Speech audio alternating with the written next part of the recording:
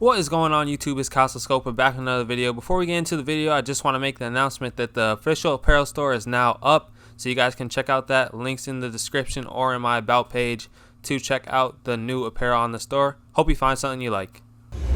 Okay guys, so in the video today we're going to be making our own hologram sticker with a fold in it, and I just made this video really quickly because I think it's a really good tool to be able to use with your designs in Photoshop. But I just found a lot of videos that take way too long to explain it, so I'm going to explain it quick, and if you do get confused you can slow it down, but it's pretty straightforward, so let's do it. Alright, so the first thing that you're going to grab is your circle tool, and you just pick a fill, no stroke.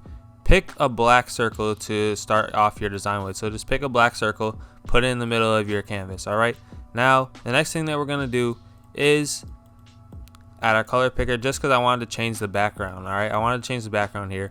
Now you're just going to put some text that you like, whether it be Evo Goria, which I use. You can use whatever text, it really doesn't matter.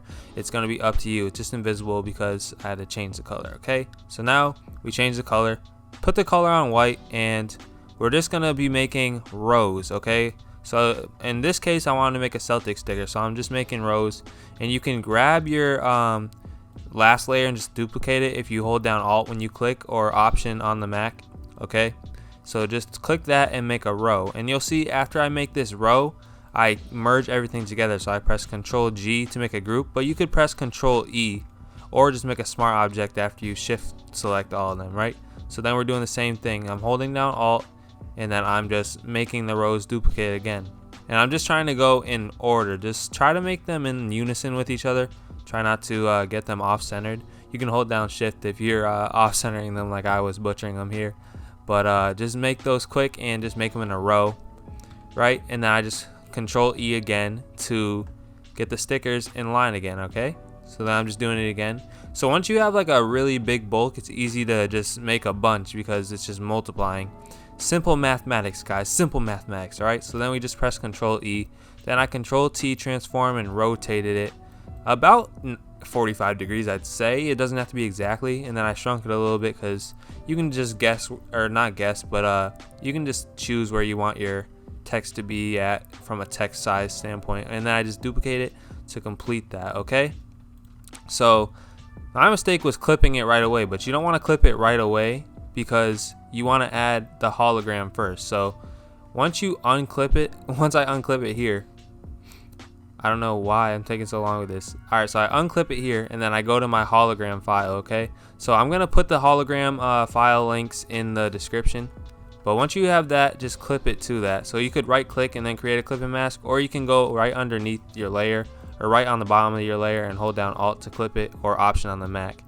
And then we're picking darker color for the blend. Okay, darker colors for the blend, and you make sure you just clip that. Alright, so now once these two are clipped, you can merge these layers together. Make a smart object if you're not sure about it, but just merge them. And then we're clipping it to the circle. Actually, now I have my Celtics logo, and I'm doing pretty much the same thing with this.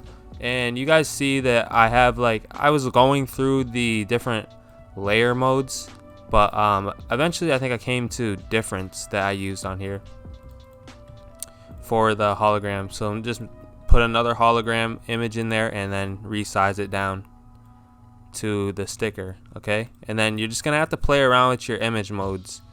You're gonna have to play around with your image modes, but just see which one works the best, and you guys will see which image mode I ended up picking.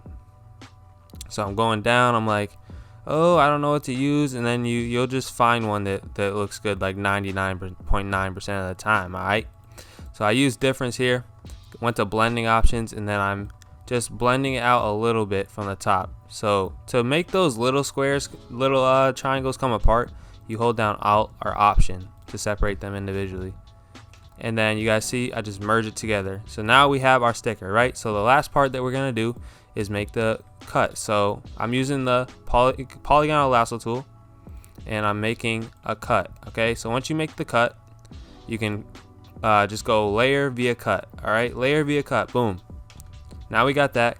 Control T, flip it horizontally, and then we're just matching it up to the other side.